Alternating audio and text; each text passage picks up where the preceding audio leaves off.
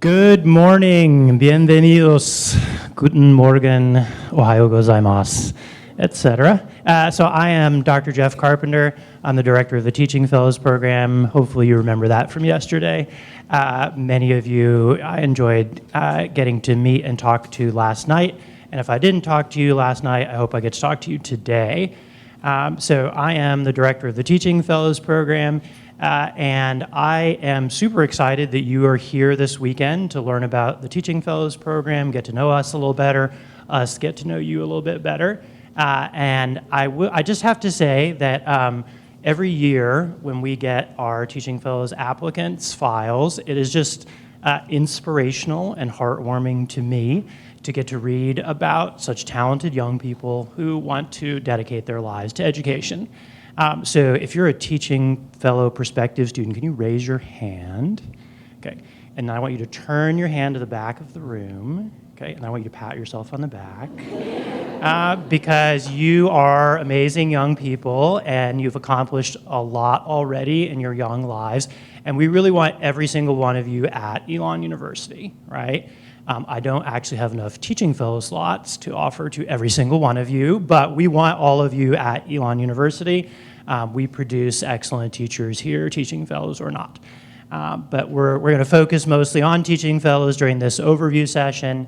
But before we get there, I'm going to tell you a little bit about who I am, since I am the program director and my imprint is sort of on the program. I've been the director for 9 years. I'm originally from Seattle, Washington. We got some Seattle people somewhere here. I talked to yesterday. Proud product of the Seattle Public Schools. I went to Rice University for my undergrad, where I studied English and sociology. While there, I spent my junior year abroad in Quito, Ecuador, lived with a host family, loved that experience, so study abroad is a part of my personal narrative, and I'm a big believer in it.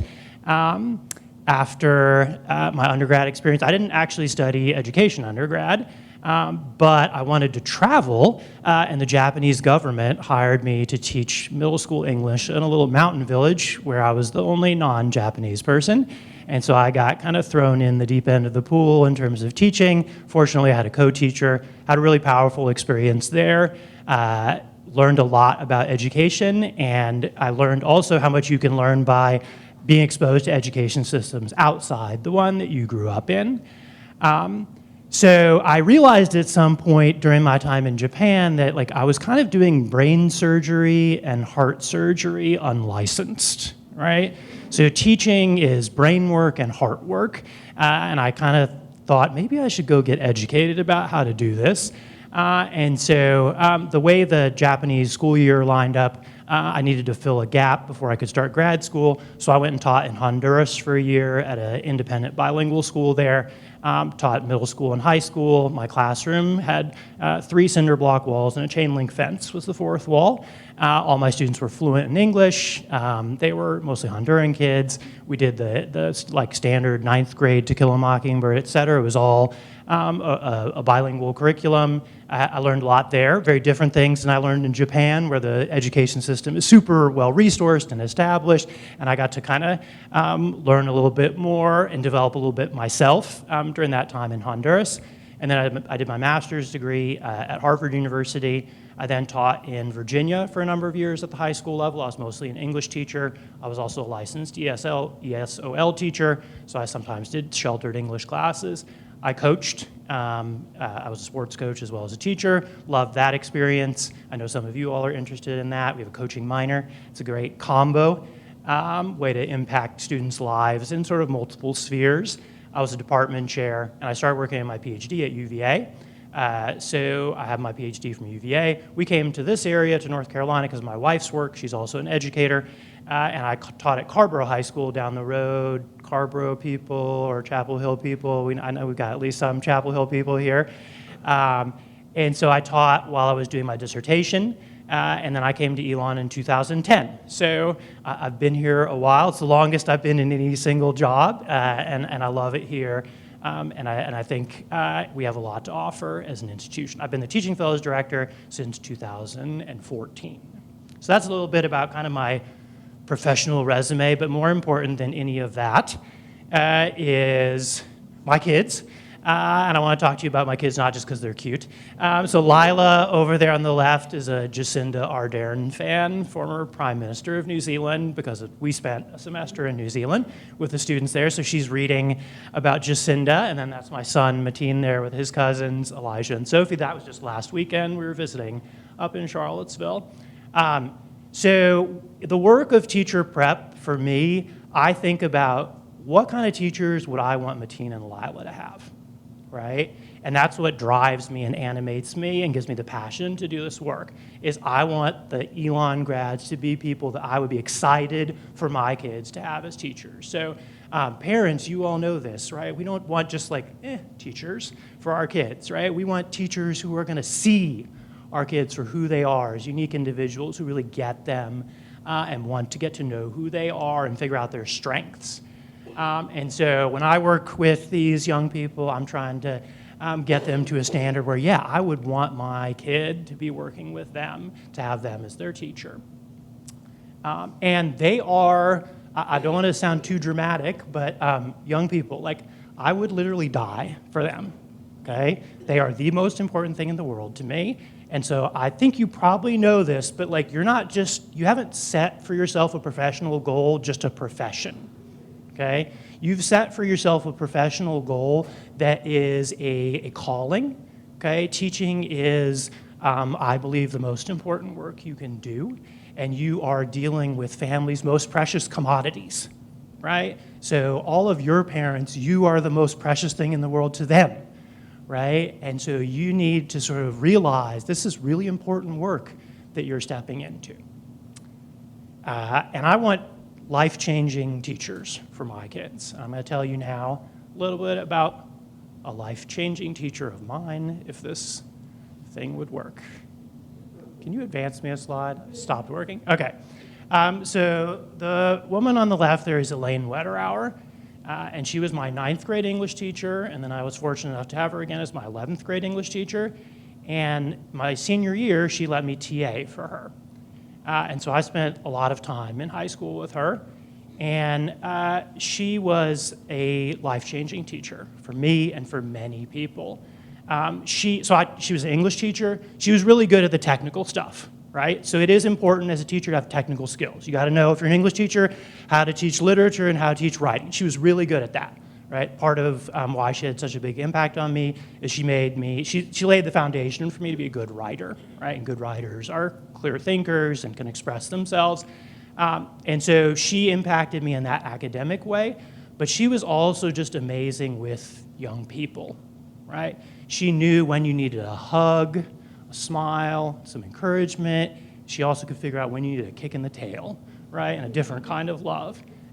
So to this day, I remember one day where that junior year, she'd had me in her class now for enough time that she could kind of tell, okay, he needs a little push at this point. And so she was pushing me on different things. And one day I don't even remember what it was. I was complaining about something, and she said, "Jeff, whining does not become you." Right? And so I have this voice in the back of my head that still triggers every once in a while when I'm like whining about something, and I hear Miss Wetterauer, "Jeff, whining does not become you." And so I knew at the time she was having a big impact on my life, but I didn't really get a sense of it until a few years ago. So I traveled around. I didn't go back to Seattle. She stayed in Seattle. When I was leaving high school, believe it or not, social media was not a thing. Dinosaurs were roaming the planet at the time. But so we lost touch a little bit. After college, I visited and saw her. And through the wonders of social media, I would occasionally stay in touch with her. But it wasn't like a weekly thing. And so I found out about 7 years ago now through a friend that she had passed away. So I'm in North Carolina. I hear from a friend in Seattle, Mrs. Wetterauer passed. And I was not prepared for the impact that had on me because she hadn't been a daily presence in my life since high school. She was just someone I was occasionally in contact with. And it hit me so hard. And it still makes me emotional today to talk about it because of the impact she had in my life. And I didn't really appreciate that until she passed. because of, I love my grandparents, but honestly, when my grandparents passed, it did not hit me as hard as it did when she passed, because I realized, like, she's not literally in my DNA, but she's in my DNA, because that is how much she changed my life. And if I went, she had passed the week before, and so by that time, there was a long comment of threads on her online obituary posting, and it was kids from the 80s, the 90s, the 2000s, just one after another, talking about the impact that she had had on their lives. So when I think about teacher prep, I think about my kids and wanting to create teachers that I want to work with them, and I think about Ms. Wetterauer, and I think we want teaching fellows. We want Elon teacher ed grads to be people like that who are going to have that kind of impact in the lives of their students. So if that's the kind of teacher you want to be, come on to Elon. Okay, so I promise I'm not going to cry or get emotional anymore during this presentation, unless this projector thing continues not to work. I won't cry about that. Okay, so we'll have to do like a look at me thing. So more sort of like technical stuff. So Teaching Fellows is a scholarship and academic program, right? So we do programming, okay? There's a lot of activities that we're going to talk about here. And this is a little bit about kind of our vision. Equity mindedness is a focus of our program. So that was a big focus of Ms. Wetterauer, right? So in 9th and 11th grade English, wasn't just reading from the canon. Seattle, Washington, large Asian American population, 40% of my peers in my school were Asian American students, and so we were reading Asian American literature at that point in time. And so we want to prepare educators who are well positioned to work with all of the students who come in their classroom door and see all of those students as my students, our students, regardless of what background they come from. We aim for 25 teaching fellows per cohort. So if you were curious about sort of program size, that would be a goal of approximately 100 in the program at any time. Okay, if we can move along. So that is a picture of the teaching fellows from a year or two ago, but it is sort of designed as a 4-year program. It's systematic, it's developmental, it's a bit front-loaded, and so you'll see that as we go through year by year. Advance, please. So we kind of have themes for the different years in terms of what aspect of the teaching fellows development that we're focusing on. And you can go ahead, please.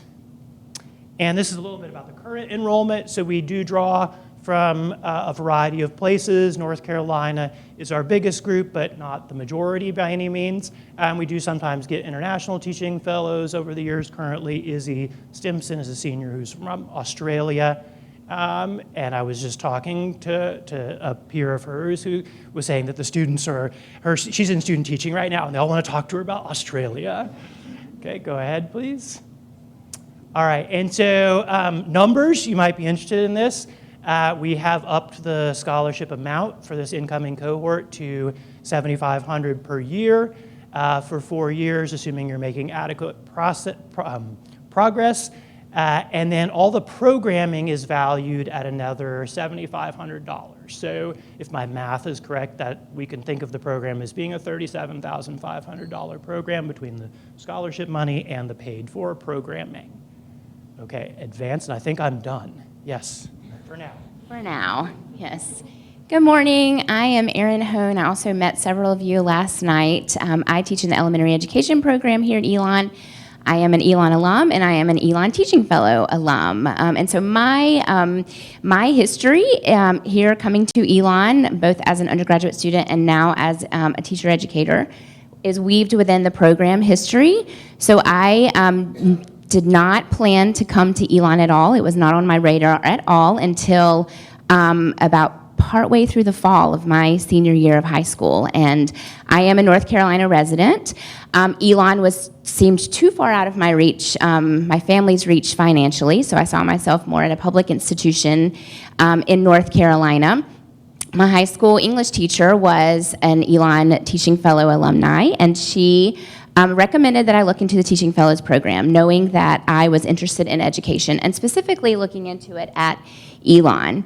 And so I was a part of the North Carolina Teaching Fellows program at the time, and so What that looked like was, it was a statewide program, and different universities had the program housed at their university. Every program had a different element to it, and Elon's program actually looks very similar to what it looks like today. So we had the history study tour, we had the study abroad sophomore year, we went to London, and then we had the Washington seminar during junior year winter term. Through the application process, I was accepted to Elon, and Elon Teaching Fellows was actually the first fellows program on Elon's campus. And so at that time, like I said, it was a statewide program, but Elon had its own teaching fellow, its own faculty who were also a part of the teaching fellows. We had an amazing experience at Elon. I ended up getting the Teaching Fellows Scholarship, and what caused me to come to Elon was stepping foot on Elon's campus and hearing about Teaching Fellows program. And I was completely sold, and my family said, we're gonna find a way to make it happen. And I'm so grateful that they did, because it's forever changed my path in life, and just who I am, who I became as a teacher. We began, so the North Carolina Teaching Fellows program was only for North Carolina residents, and the way it functioned was kind of like a loan for all of the years that you took the scholarship at Elon. That's how many years you had to teach in North Carolina to pay back that loan. And so as long as you taught for 4 years, then it functioned as a scholarship rather than actually having to pay it back in money. In 2008, Elon began expanding its program to national fellows and accepting students just on Elon's campus into their own Teaching Fellows program. And so it very much mirrored the Teaching Fellows program that was already intact on Elon's campus, which was a really good thing, because between 2011 and 2015, North Carolina phased out the Teaching Fellows program. And in turn, Elon expanded its Teaching Fellows program to accept not just North Carolina residents, but also residents from across the nation and the world. And we also kind of set the precedent for all of the other fellows programs that are happening across campus today. North Carolina Teaching Fellows has been reinstated. In 2017, we were chosen as one of the 5 universities to reinstate North Carolina Teaching Fellows. Now we're up to 8 universities across North Carolina that have the North Carolina Teaching Fellows. We're going to tell you a little bit more about that program, but it does function along with the Elon Teaching Fellows program. So you could potentially be an Elon Teaching Fellow and a North Carolina Teaching Fellow. So we'll teach you more about that as the day goes on. Hello, my name is Ella Allen. I am the first year class chair, and I'm a mathematics with teacher licensure major. All right, so going into your first year as an Elon student, over the summer you'll be assigned a mentor within the mentor-mentee program. This person is essentially there to offer advice, encouragement, and is there to answer any questions you might have about Teaching Fellows, Elon, or what it's like to be a college student in general. They're really just there to help you. It's a great way to feel connected to the Elon community before you've even moved in. So then going into when you have moved in onto campus, you have orientation weekend, which happens the few days prior to the first day of classes. This is a great way to get to know your Teaching Fellows cohort, because you will be paired with other first-year Teaching Fellows within these processes. You'll do icebreaker activities, group bonding, all that fun stuff, and it's just a really great way to get involved into the community. A couple weeks into the school year, you do the challenge course, which is on the bottom right. That's some of my friends in the cohort. So that's an outdoor event. It helps you to get comfortable within your cohort, learning names, again, just getting familiar with everyone, because you are going to be spending the next 4 years together. So it's just a great opportunity to get connected. Next slide. Okay, so all first-year students are required to take part in the It Takes a Village project, which is an after-school tutoring program that happens in local Alamance County schools. We work with specifically elementary schoolers for this project. However, it's a great opportunity to get into the classroom for the first time. All students are required to take part of it regardless of your major, and it's a great way to get that leadership role practice as a student. Continuing on with student teaching, in your spring semester, you will take the teaching seminar. I'm currently in it with Professor Hone, and we take that to get our first official placement. So this is based on your major. So elementary, middle, high school, you will be within those placements within your subject content. And this is really where you get practice as a teacher in what you want to be a teacher for in the future. So I'm in that right now, and because I'm a secondary major, it's great practice to be in the high school environment. Now, not as a high schooler, but as a college student practicing being a teacher. All right, and then next slide for the history study tour. My personal favorite part of the first year experience is the history study tour. It is so much fun. You'll hear everyone talking about it. They actually changed the route this past year for us. In past years, they've gone north as far as Boston, I believe. But for us, they went south. So we went to St. Augustine, Florida, Savannah, Georgia, Charleston, South Carolina, Raleigh, North Carolina, Williamsburg, Virginia, and Washington, D.C. So we visit historical sites along each of those cities. And let me just say, spending 3 weeks in a charter bus with all of the teaching fellows really gets you close very quickly. And looking back on it, it really just felt like a vacation with all of my new friends, and it was amazing. So the goal of this tour is to learn about underrepresented voices. You study enslaved people, women, minority, people of color, indigenous people, and the goal is to really understand other viewpoints across the world, so you don't view the world and you don't view history with a single-minded perspective, and you see it as an open mind, which is really important as a teacher because you want to understand all students, all families from each perspective.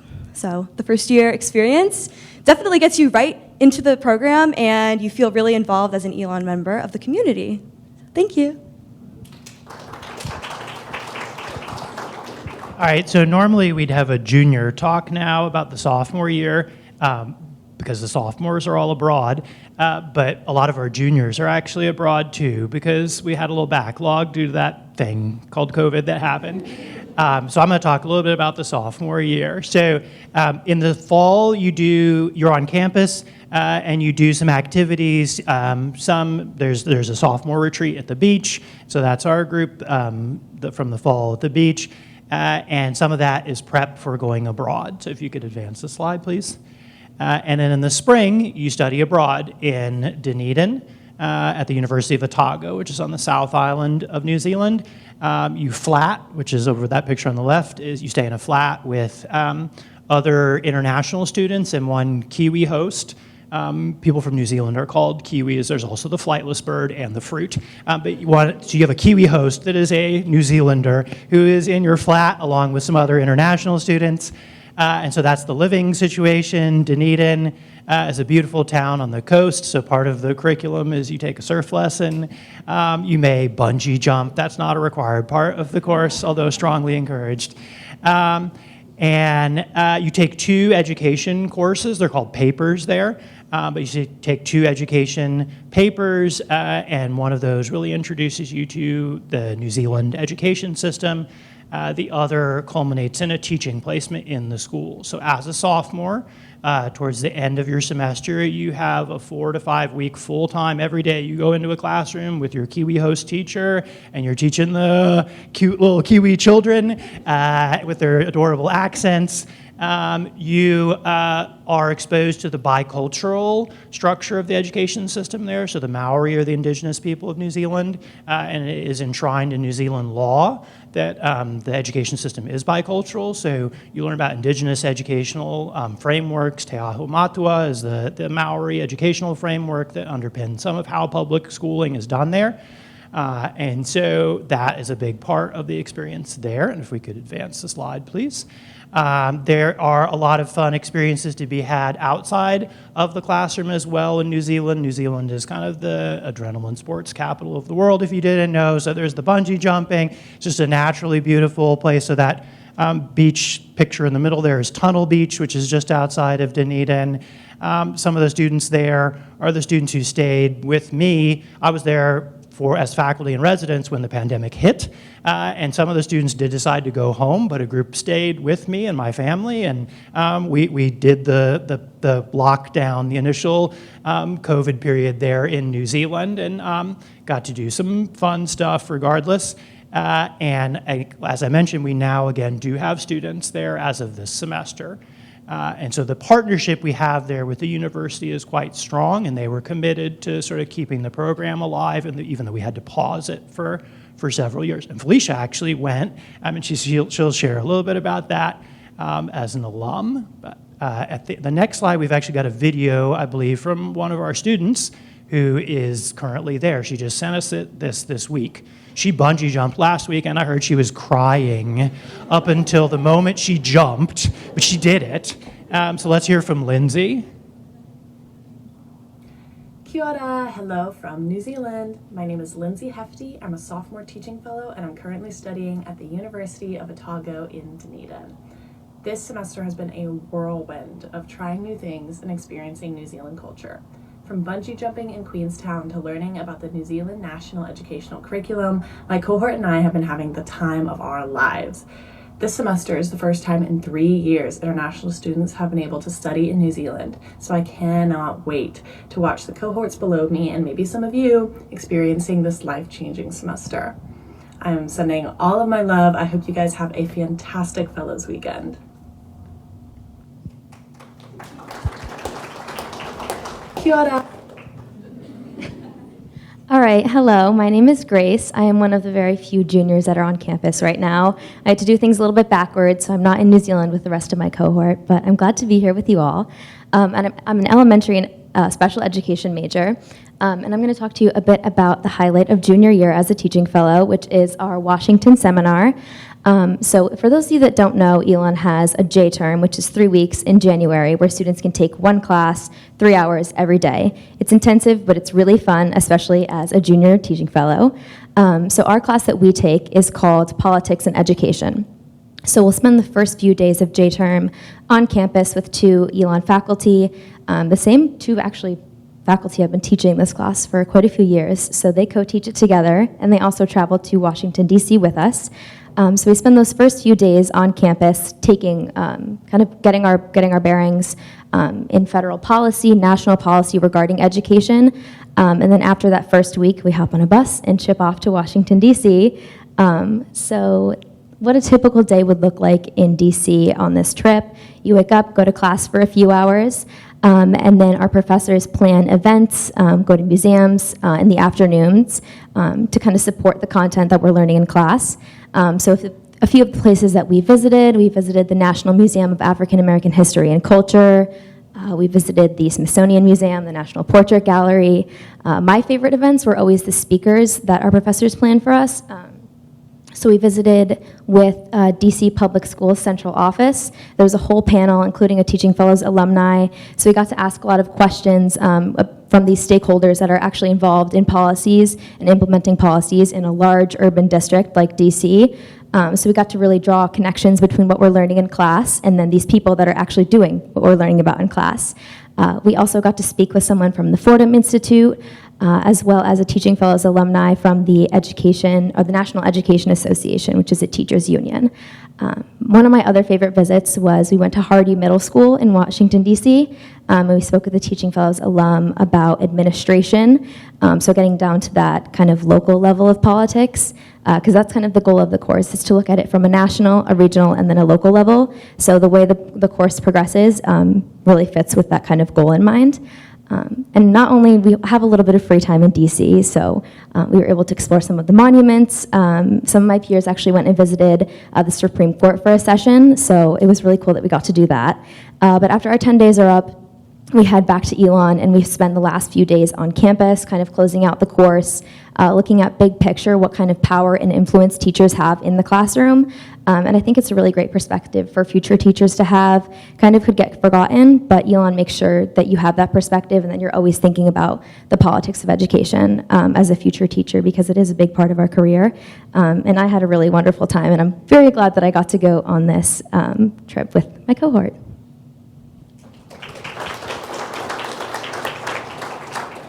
Good morning, everyone, and happy Fellows Weekend. I'm Danny Toma Harold, and I'm an elementary ed major, and I have minors in African and African American Studies and Environmental Education. And I'm going to talk to you about undergraduate research and the Inquiry Project.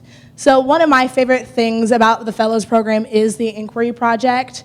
I'm doing research on the intersections between anti-racist education and teaching and learning outside to see how we can make the experience in education for all students, but specifically students of color, more of a caring and safe space where students feel loved and honored and supported at all points of the day.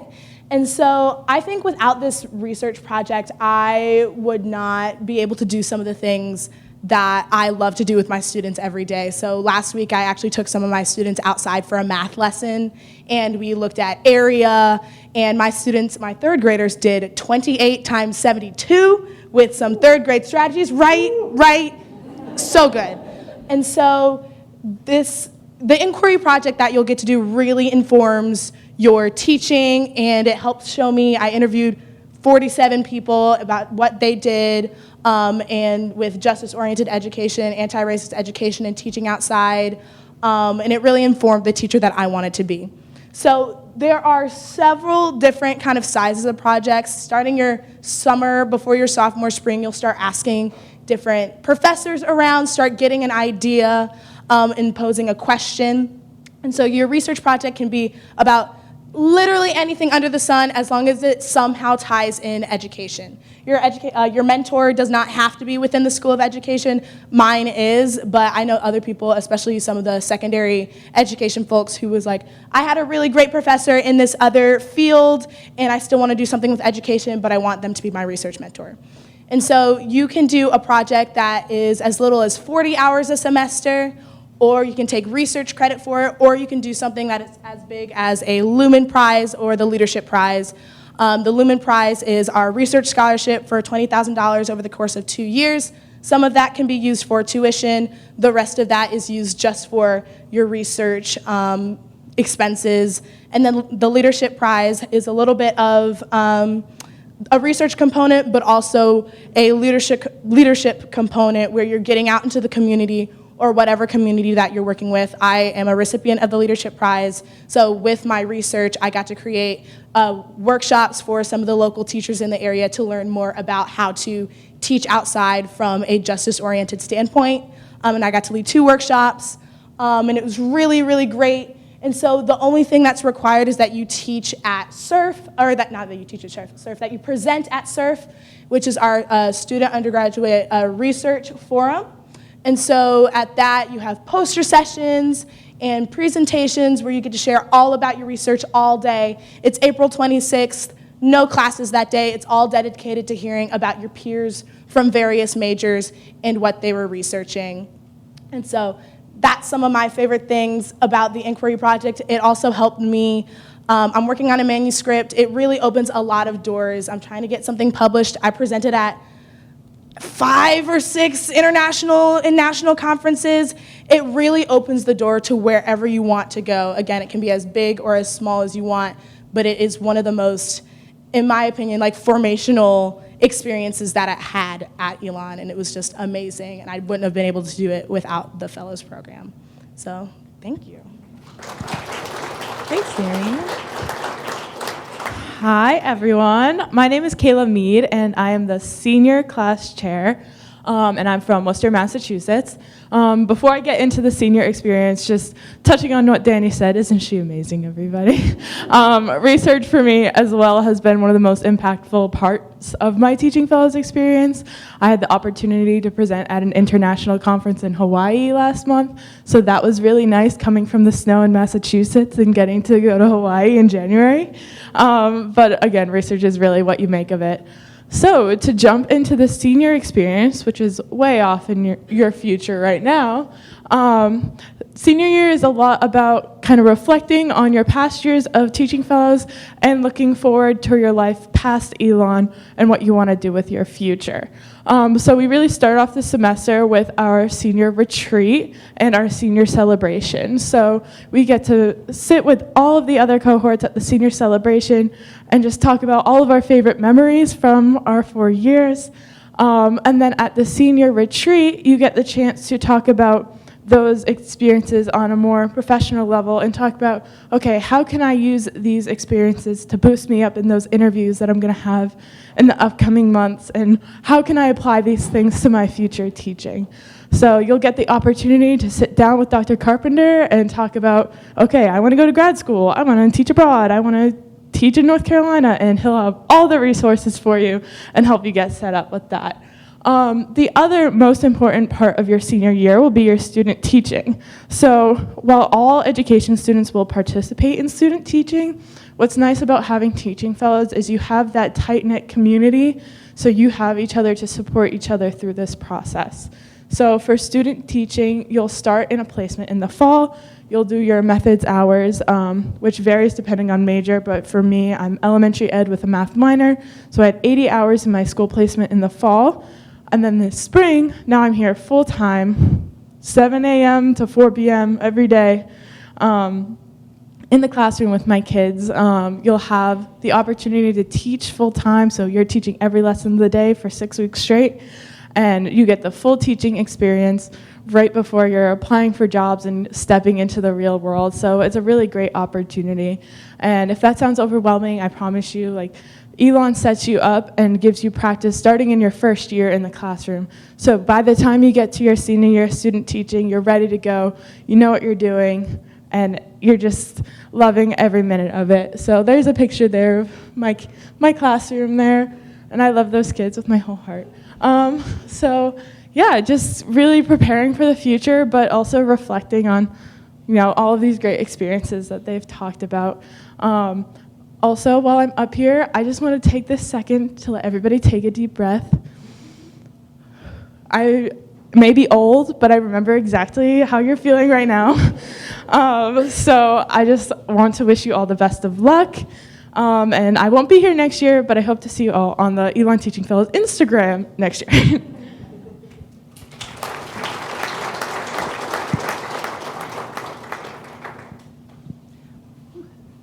Good morning. My name is Felicia Robinson. I'm an Elon Teaching Fellow alumni. I graduated in 2021.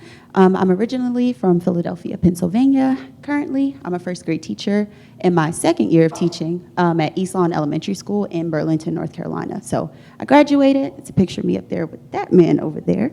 And I chose to stay here and teach. And what's interesting about where I currently teach, it's also the same place I student taught. So I'll walk you a bit through my journey, and then I'll tell you how I ended up there.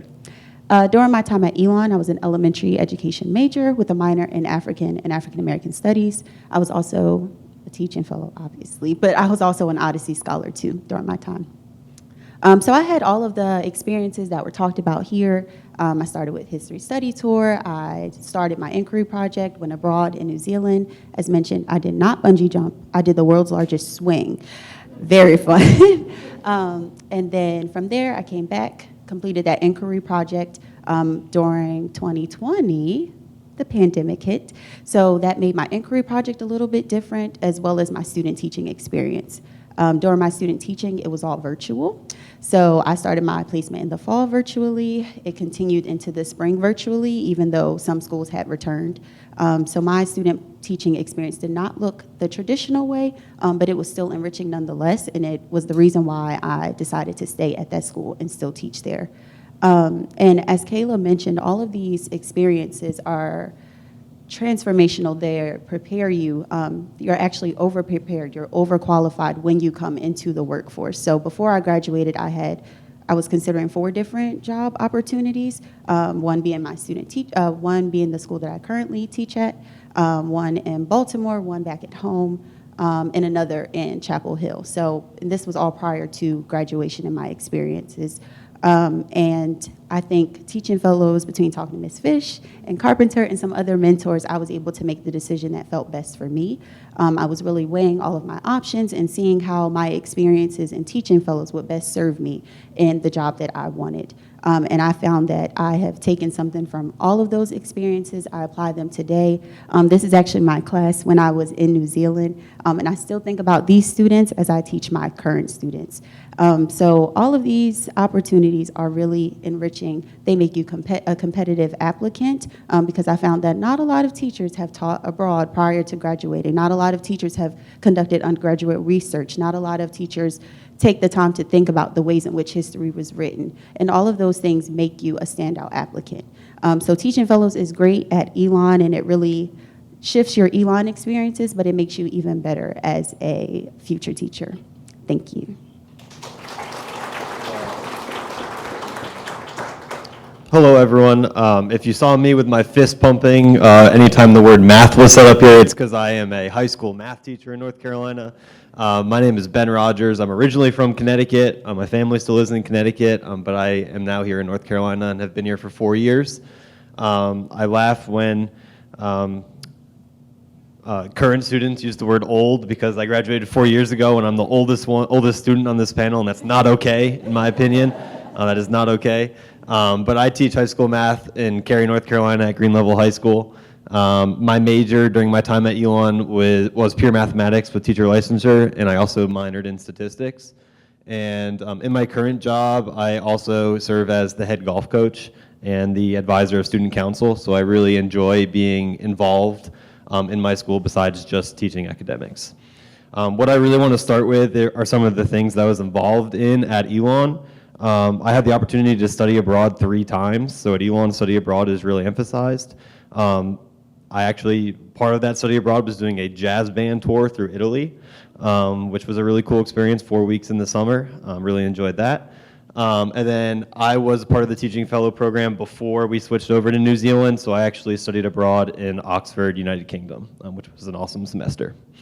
My first placement in my first year of college was in the kindergarten classroom. Now, if you know me now, I teach seniors, so that was quite an adjustment. But it was beneficial because I figured out that, hey, elementary school is not for me. And I found my place. I tried middle school, was better, not perfect, and then I tried high school and was like, this is the place for me. So the benefit of the Elon experience, the School of Education, is you're gonna be in so many classrooms by the time you graduate that you get to figure out what is truly for you. You get to figure out what is truly for you. And that's not just a teaching fellow thing, that is the School of Education as a whole. Other things that I particularly enjoyed about my experience at Elon, we have a great community here at Elon, but also in particular the School of Education. Yesterday, I'm not sure if you went and took a look at the CRC, which is on the first floor in the School of Education. That is like the main hangout hub for all School of Education students. We have a really strong community. We support one another. Even after I graduated, we still support one another, and the professors still support us as well. Right now, when I teach high school, I have classes of about 34 kids. There was not one class during my Elon experience that was 34 kids or more. My methods class my senior year was 7 kids. And that's beneficial because you get to ask questions. You get to really get to know your professor. You get that individualized experience that you may not get at other schools. And I was the type of person that thrived in that environment. I needed to get to know my professors. I needed to know that they were there for me, and that's something that I certainly got through my Elon experience. People were presenting at international conferences. They talked about this year. I got my dream of presenting at Fenway Park. So I actually did a research project on statistical programming, particularly relating to Major League Baseball. So not necessarily tied to education, but it did help me in the course that I teach in high school, which is AP Statistics. And so I feel like I have a stronger knowledge of programming because of that. And also I can say I stepped on the field of Fenway Park, even though it wasn't because of my dream of making the Major League Baseball. It was because I was presenting data. I made it. And then, just so you know, being an alum, like I am all Elon. A fun fact about me, I met my fiance in the School of Education, so I talk about the community. I'm kind of the example of it. My dog is named Mooney, which is the School of Education, the building. Now, further down the road, if we have a child, I don't know what that child's name's going to be because we covered everything. But the School of Education, truly and sincerely, is one of the best places to be.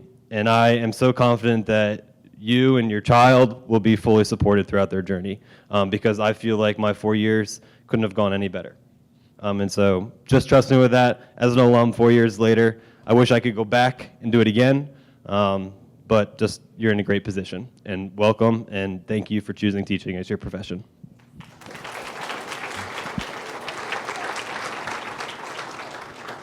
Well, I appreciate Ben and all of you going before me because you've covered my entire slide. So hopefully you've seen these themes running through the words that they had to say and their experiences. We really do pride ourselves across Elon, but specifically in the School of Ed, about the field experiences that our students have throughout their time, ensuring that they are getting a vast array of experiences, starting with their very first year being in the classroom. Hopefully you have heard about the small class sizes, which lead to professors being able to be accessible. And we truly are a relationship-driven community, and I don't think that you could be successful here as a faculty member if you didn't believe in the power of relationships. One thing I do want to draw your attention to before we move on is this CAPE sign down at the bottom. It does not mean anything to you now, but it is very important to us and also to you all as you think about getting licensed in your individual states. One thing that you need for licensure is the recommendation from a nationally accredited university. That is what we are, because we go through this CAPE process every 7 years. Next slide real quick. And then our teacher licensure areas, I'm sure you've seen these and heard about these, but I do just want to quickly draw your attention to our early childhood. We don't have an early childhood major here at Elon, but we do have an add-on licensure program, so you can pair that with another major. And our special education program is very unique in that you are going to also pair that with another licensure area. And so upon graduation, you will be prepared to get certification in both special education and the other licensure area that you sought certification in. We'll be glad to talk to you about any of these licensure areas during your time here today. Next slide, please. So we mentioned earlier the North Carolina Teaching Fellows Program. That is an option for students at Elon. It is the newer version of it is only for math, science, and special ed. If you are a high school senior and you're just learning about the North Carolina Teaching Fellows Program, it's too late for you to apply now, but you can actually do lateral entry and get 2 years of funding potentially if you're in any of those major areas. And as a high school senior, you actually have to be from North Carolina to apply. But if you come to Elon, once you're at Elon and apply for that lateral entry and the 2 years of funding, you can be from wherever because you're at Elon at that point. And I'll be happy to answer more questions about that later. Next slide, please. And just I'll sort of end talking a little bit about our program impact. So we get feedback from employers, and we consistently hear that our teaching fellow grads don't seem like first-year teachers, right? Because of this body of experiences they have. They come out still with room to grow, but they've just got that extra level of development and polish, and it shows. And amongst our grads, and because of that sort of already advanced or developed status as first-year teacher, our grads are often tapped for leadership positions earlier on in their career. I think we got some pictures, just examples of folks winning awards. So Wake County down the road, 20th largest school district in the country, and one of our alums was the New Teacher of the Year award winner there recently, and another alum, Michaela Malakowski, in Cabarrus County. So next slide, please. So we have very gifted speakers, and they've actually used up almost all the time. So we almost, like, I know some of you want to get to your interviews. So the good news is there's lots of time for you to ask me questions and other people questions back at the CRC, so the first floor of Mooney. You'll also have a chance to ask questions of first-year teaching fellows this afternoon. There's a coffee time. You can ask your interviewer questions. So I apologize that we're kind of short on time to do a whole group question and answer, but I want the first group of interviewees to not be stressed out about finding their place. So I will hang out here for a bit. So if you're not in the first interview group, you can come ask questions immediately. But Mrs. Fish has got a few words to send you on.